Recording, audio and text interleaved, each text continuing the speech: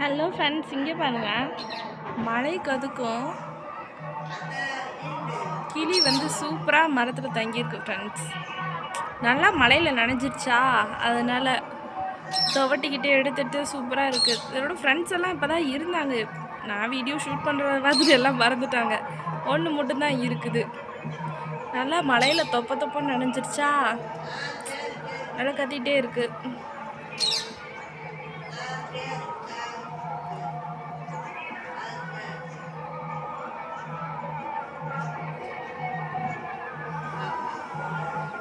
பார்த்துட்டே இருக்கலாம் போல.